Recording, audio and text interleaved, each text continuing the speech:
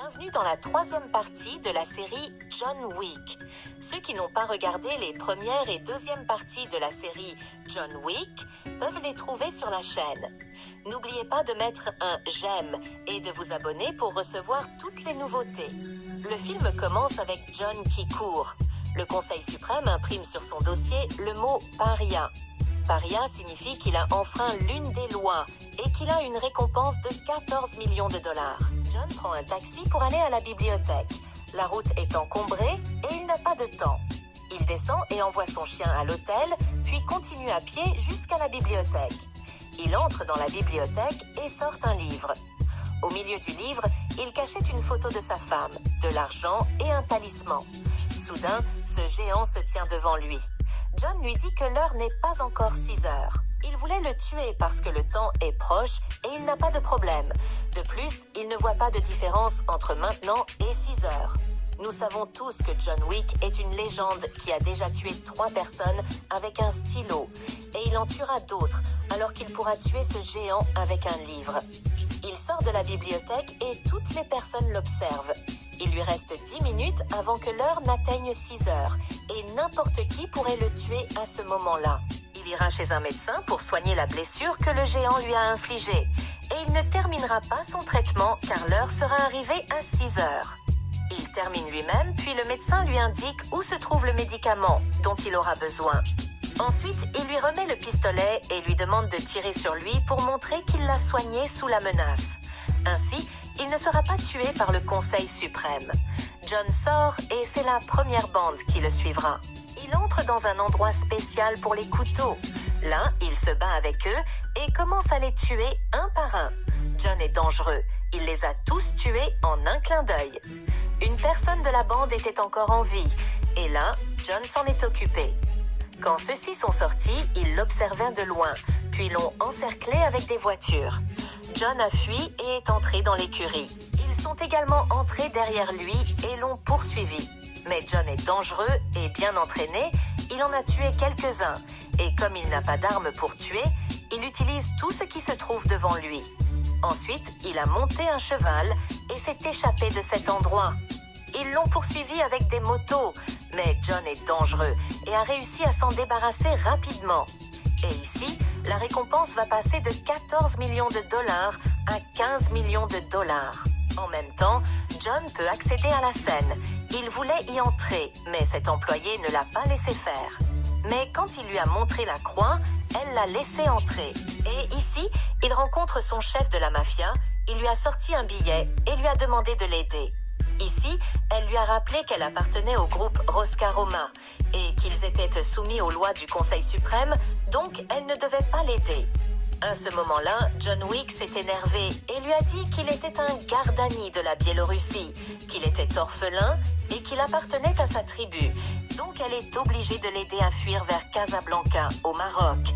À ce moment-là, la chef de la mafia a été touchée par les paroles de John Wick et a décidé de l'aider.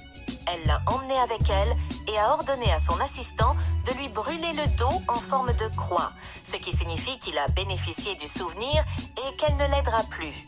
Elle ordonne à son assistant de l'aider à traverser vers Casablanca.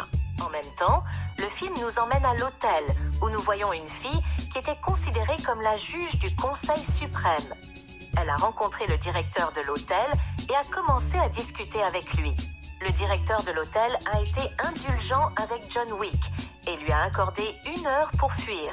Et par ce geste, le directeur de l'hôtel n'est plus fidèle au Conseil suprême. Car lorsque John a enfreint une règle, le directeur de l'hôtel aurait dû le tuer sur le champ. C'est pourquoi la juge va décider qu'il doit démissionner de son poste et lui donner un délai de 7 jours pour quitter l'hôtel. Après quoi, ils annonceront qui le remplacera à la direction de l'hôtel. Le propriétaire du sauna qui a remis à John Wick un pistolet contenant 7 balles est également allé le voir et a décidé qu'il devait quitter les lieux et chercher un autre endroit pour lui et son sauna. Et il lui a également accordé un délai de 7 jours pour renoncer à son trône. Et la multitude de soucis le fait rire. Il se considère comme le roi de Power et n'aime pas la décision. Et il va les défier. Cependant, en ce qui concerne John, il a réussi à atteindre Casablanca, où il est allé rencontrer une fille nommée Sofia. Il est entré chez elle, a sorti son talisman et lui a demandé de respecter la promesse du talisman. Elle lui a alors demandé ce qu'il voulait. Il lui a répondu qu'il voulait simplement qu'elle le conduise à l'endroit de son ancien patron. Et ainsi elle aurait respecté la promesse du talisman. Elle a hésité un peu, puis a accepté sa demande. En même temps, nous voyons un homme informer la juge que les hommes du théâtre ont aidé John Wick à fuir au Maroc. Rapidement, des hommes du Conseil suprême seront envoyés au théâtre. Ils étaient très dangereux, utilisant des rasoirs, des couteaux et des épées. Ils ont tué les gardes du théâtre en un clin d'œil. Ensuite, la juge s'est tournée vers la chef de la mafia et l'a également condamnée. Sa punition étant qu'on lui a mis une épée entre les mains, car ses mains avaient aidé John Wick. Sophia a emmené John pour rencontrer son ancien patron, et ici John a demandé à ce dernier une demande impossible, à savoir une rencontre avec le président suprême du conseil. Ce dernier lui a répondu qu'il ne pouvait pas le trouver, mais que c'était lui qui le trouverait, le président du Conseil suprême, et que toutes ces lois existent au Maroc. Il a ajouté qu'il serait celui qui le trouverait et que la méthode était d'aller dans le désert et de suivre l'étoile brillante sans s'arrêter. À ce moment-là, il te trouvera. Ensuite, John l'a remercié. Mais quand ils ont voulu partir, il les a arrêtés car il voulait, en échange de ces informations, prendre le chien de Sophia, ce à quoi Sophia a refusé de le lui donner. À ce moment-là, il a tiré sur le chien et elle regardait. Sophia s'est mise en colère et a sorti un pistolet qu'elle cachait dans la veste de son chien. Elle lui a tiré dessus et ici le combat a commencé. Sophia sait bien manier l'arme et John aime aussi entendre le son des balles. Ils les ont neutralisés en quelques secondes. À la fin, elle a voulu le tuer, mais John l'en a empêché. Mais Sophia voulait le punir et l'a blessé à la jambe. Ensuite, ils sont montés dans la voiture et sont allés dans le désert. Elle l'a conduit et en même temps, John a laissé son empreinte sur le talisman. Et ainsi, il n'avait plus aucun lien avec elle. Après cela, John a continué son chemin dans le désert avec le crépuscule. La nuit est tombée et il marchait encore, et le lendemain, il n'a pas pu continuer. Le propriétaire du sauna a passé 7 jours sans vouloir céder le trône ni quitter les lieux. Pour cela, les hommes du conseil viendront et tueront certains des hommes du propriétaire du sauna sans pitié. Et parce que le propriétaire du sauna ne voulait pas céder son trône, il sera jugé à nouveau. Puisqu'il avait donné à John 7 balles, le jugement sera donc de 7 blessures par l'épée. À ce moment-là, une personne trouve John Wick inconscient au milieu du désert. Il l'a emmené avec lui et l'a conduit au président du Conseil suprême. Et lorsque John Wick s'est présenté, il a demandé au président du Conseil suprême de lui accorder son pardon. Ce dernier acceptera, mais à condition qu'il travaille pour le Conseil suprême et qu'il ne se retire pas du champ de bataille. De plus, il lui a confié une mission, tuer Winston, le directeur de l'hôtel, car il avait donné à John Wick 1 heure pour s'échapper, enfreignant ainsi les règles. Il a ajouté que John resterait rejeté jusqu'à ce qu'il accomplisse la mission et tue le directeur de l'hôtel. John a hésité au début, mais finalement il a accepté. Puis il a coupé un de ses doigts et l'a donné comme contrat qu'il accomplirait la mission. John est arrivé à New York et à la gare, 2 personnes ont voulu le tuer. Mais les hommes du Conseil suprême sont intervenus et les ont tués en un clin d'œil, car ils protégeaient John Wick. Ils sont restés derrière lui jusqu'à ce que John Wick atteigne leur chef.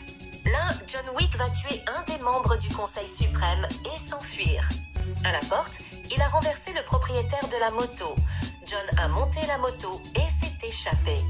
En même temps, il a été poursuivi par les hommes du Conseil suprême. Nos amis savent utiliser des épées et John Wick ne connaît pas la peur. Il les tue un à un avec des armes. Les motos se s'allument les unes les autres sur le chemin. John maîtrise la conduite de la moto et continue de les combattre jusqu'à ce qu'il atteigne la porte de l'hôtel. Et quand il a voulu le tuer, John a touché le seuil de l'hôtel de sa main. Ici, le personnel de l'hôtel rappelle à l'homme la loi interdisant de verser du sang à l'intérieur de l'hôtel. Ensuite, John Wick entre dans l'hôtel pour rencontrer Winston, le directeur de l'hôtel. Ce dernier sait que John Wick est venu pour le tuer. Le directeur de l'hôtel sort alors une arme et la remet à John en lui disant que s'il veut le tuer, qu'il le fasse, mais que s'il le fait, il vendra son âme à eux. Soudain, la juge entre et comprend que Winston ne veut pas se retirer du pouvoir, tout comme John Wick lui a dit qu'il ne le tuerait pas non plus. À ce moment-là, la juge lève son téléphone et prive l'hôtel de toutes ses fonctionnalités et services, ce qui signifie que l'hôtel n'a plus aucune autorité et que tout y devient permis. Elle ajoute que dans 1 heure, les hommes du conseil viendront et tueront tout le monde. John Wick ne connaît pas le sens de la peur, car il est habitué aux problèmes. Il a dit à Winston de préparer les armes, et il s'occupera de tout. Il l'a emmené à l'endroit où se trouvent les armes. John aime se mettre dans des situations difficiles. Il s'est bien armé, comme s'il allait à une fête. En même temps, les hommes du conseil sont arrivés et sont entrés dans l'hôtel, lançant des grenades lacrymogènes. Le mot de John « reculer » ne fonctionne pas. En même temps, il a donné l'ordre à un employé de l'hôtel d'éteindre les lumières. Et là, John Wick est sorti de nulle part et a commencé à les tuer un par un. Le mot « professionnel » pour lui est un euphémisme et celui qui l'atteint est à terre sans discussion. Il vise avec précision la tête, les a tous tués et il ne lui reste plus que 2 personnes. Il est entré dans un combat avec eux et ils étaient très rapides, mais John sait comment gérer ce genre de situation et a réussi à les surmonter. En même temps, Winston parlait avec le juge pour négocier. Ils sont montés sur le toit de l'immeuble et là, Winston défie le juge. Si vous êtes les hommes du conseil, nous sommes New York City. Ensuite, il lui a demandé la permission de garder son autorité parce qu'il les avait servis pendant 10 ans et pendant cette période, il n'avait commis aucune erreur et qu'il était prêt à corriger l'erreur qu'il avait faite en échange de l'indulgence du Conseil suprême. À ce moment-là, John Wick est entré et a entendu les mots de Winston, ce qui ne lui a pas plu car ce dernier l'avait trahi. Et là, le juge dit à Winston « Nous avons pardonné, mais qu'en est-il de John Wick ?» À ce moment-là, il a sorti son pistolet et a commencé à tirer sur John Wick jusqu'à ce qu'il le fasse tomber du haut de l'hôtel, où il pensait qu'il était mort. Ensuite, la juge va gracier Winston et le ramener à son poste de président. Ici, la juge, en y allant, ne voit pas le corps de John Wick dans la rue. Elle revient alors vers Winston et lui dit que John est toujours en vie. Elle lui demande de le traquer et de le tuer afin qu'il puisse accomplir sa mission. En même temps, le film nous montre John Wick et son chien, amenés par un sans-abri chez le propriétaire du sauna, où il apparaît que le propriétaire du sauna a également été frappé et blessé par les hommes du conseil. Ils ont réussi à le sortir, lui et son sauna, de son royaume. On voit qu'il est agité et en colère et qu'il n'aime plus la loi du Conseil suprême et veut se venger. En même temps, il dit à John Wick qu'il va se venger d'eux un par un. En même temps, John Wick est lui aussi en colère et veut aussi se venger. Et ici, nous arrivons à la fin du film. Appuyez sur le bouton « J'aime » et abonnez-vous pour recevoir toutes les nouveautés de la chaîne.